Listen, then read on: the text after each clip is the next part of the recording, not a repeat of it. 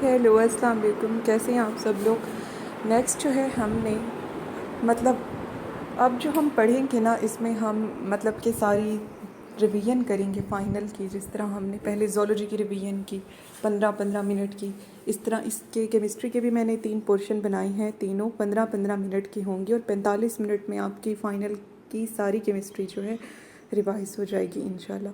तो पहले है कोऑर्डिनेशन कंपाउंड। कोऑर्डिनेशन कंपाउंड जो है इसमें सबसे पहले जो है हम जो कोऑर्डिनेशन कंपाउंड होता है उसका स्ट्रक्चर देखेंगे। जैसे ये आपका सामने लिखा हुआ है MLN, फिर उसके ऊपर चार्ज है, फिर सेट। तो M जो है ये सेंट्रल मेटल एटम है, L जो है लीजेंड है और इसके साथ जो स्मॉल n लिखा हुआ है ये लीजेंड्स की तादाद है, ठीक है। और ये जो एक पार्ट है इसका जो कि ब्रैकेट के अंदर है वो चूँकि आयनाइज नहीं होता तो वो कोऑर्डिनेशन स्फीयर है। बाहर वाला आयोनाइजेशन करके इस ब्रैकेट वाले से अलग हो सकता है, तो ये आयोनाइजेशन स्फीयर है। अच्छा, अब नेक्स्ट है कि जो मेटल है ना उसे, अच्छा वैसे तो इलेक्ट्रॉन देने वाली होती हैं मेटल्स। अब तक हमने सुना है कि वो इलेक्ट्रॉन देती हैं, इलेक्ट्रॉन लूज़ करती हैं और उन पर पॉजिटिव चार्ज आ जाता है। लेकिन यहाँ कोऑर्डिनेशन कंपाउंड बनने के लिए ज़रूरी है कि वो मेटल एक तो डी ब्लॉक वाली है, क्योंकि डी ब्लॉक वाली मोस्टली इलेक्ट्रॉन डेफिशिएंट होती हैं। तो वो डी ब्लॉक वाली हो और इलेक्ट्रॉन डेफिशिएंट हो, क्योंकि अब जो लीजेंट है उसने तो लोन पेयर देना है, तो इसलिए उसे इलेक्ट्रॉन एक्सेप्टर यानी कि इलेक्ट्रॉन डेफिशिएंट होना चाहिए। जो लीजेंट होगा वो लोन पेयर देगा मेटल को और इस तरह से हमारे पास कोऑर्डिनेट बॉन्ड बन जाएगा।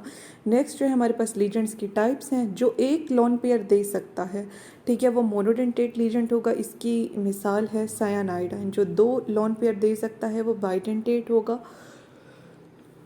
जैसे कि यहाँ पर लिखा हुआ है इथाइलिन डाइएमाइन का, ठीक है, ये बाइडेंटेट लीजेंट है। और जो 2 से ज़्यादा दे सकता है ना वो मतलब कि पॉलीडेंटेट होगा। इसकी मिसाल है इथाइलिन डाइएमाइन टेट्रा एसीटेट, ठीक है। ये 6 लोन पेयर जो है डोनेट कर सकते हैं। नेक्स्ट फ्लेक्सीडेंटेट लीजेंट वो होता है जो कभी 1 लोन पेयर देगा और कभी 2 लोन पेयर देगा। एम बाइडेंटेट में क्या होता है, पोजीशन उस कंपाउंड में उस एटम की फिक्स नहीं होती जो कि लोन पेयर दे सकते हैं। जैसे कि NO2 है, उसमें अगर नाइट्रोजन लोन पेयर दे रहे हैं तो उसे नाइट्रो कहेंगे, ऑक्सीजन दे रहा है तो उसे नाइट्राइटो कहेंगे। नेक्स्ट जो है हम फ़र्क देख रहे हैं चिलेट का और कोऑर्डिनेशन कंपाउंड का, जो बहुत से बॉन्ड्स के ज़रिए से जुड़ा हुआ होगा सेंट्रल मेटल एटम से। अब बहुत से बॉन्ड्स कब बनेंगे, जब पॉलीडेंटेट बहुत से लोन पेयर देने वाला लीजेंट होगा। तो जो बहुत से बॉन्ड से सेंट्रल मेटल एटम से जुड़ा हुआ होगा वो चिलेट कंपाउंड होगा। अब जब बहुत सारे बॉन्ड होंगे तो फिर उससे रिंग बन जाएगा।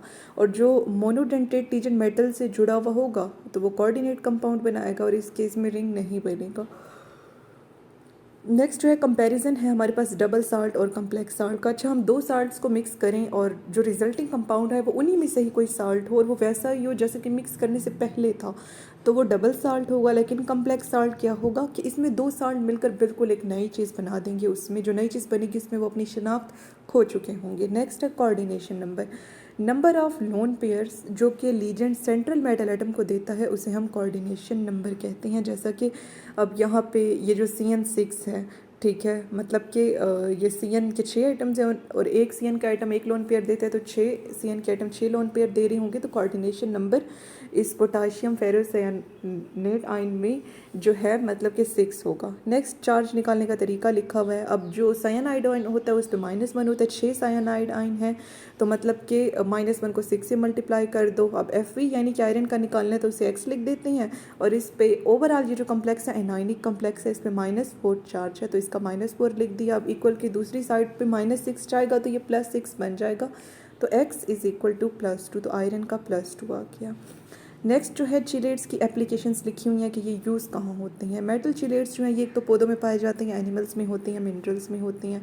अब मैग्नीशियम का जो चिलेट ही होता है, क्लोरोफिल का जो फार्मूला होता है वो मैग्नीशियम का चिलेट होता है।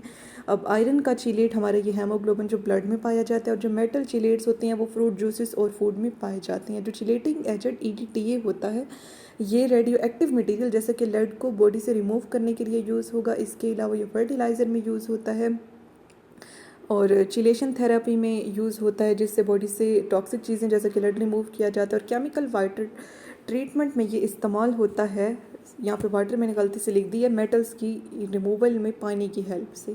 नेक्स्ट जो है इसका नोमेनक्लेचर है। पहले आपने कैटाइन का नेम लिखना है यानी कि जिस पे पॉजिटिव चार्ज होगा, फिर लीजेंड्स की तादाद लिखनी है, फिर लीजेंड्स का जो है नाम लिखना है, फिर सेंट्रल मेटल एटम का नाम लिखना है, फिर ऑक्सीडेशन नंबर और जो ब्रैकेट के अंदर चीज़ें हैं उन्हें अल्फ़ाबेटिकली लिखना है। जैसे कि बाइडेंटेड लीजेंड अगर 2 बार आएगा तो वो बिस होगा, 3 बार आएगा तो ट्रिस होगा, 4 बार आएगा तो टेट्राकिस होगा। अब जैसे देखें K4FeCN6, तो पहले जो है कैटाइन का नाम लिखो पोटाशियम, ठीक है, फिर लीजेंड्स की तादाद लिखो हेक्सा, और फिर लीजेंड का नाम लिखो सियानो, पोटाशियम हेक्सा सियानो, और फिर मतलब कि ये जो आयरन है इसे फेरेटाइन लिख दो। नेक्स्ट जो है, अब ये मतलब बाइडेंटेड लीजेंड है ना, तो इसे हम ट्रेस लिखेंगे, ट्रेस इथाइलिन डायमाइन क्रोमियम 3, क्योंकि क्रोमियम पे +3 चार्ज है, और क्लोराइड, तो ये इसका नेम हो गया।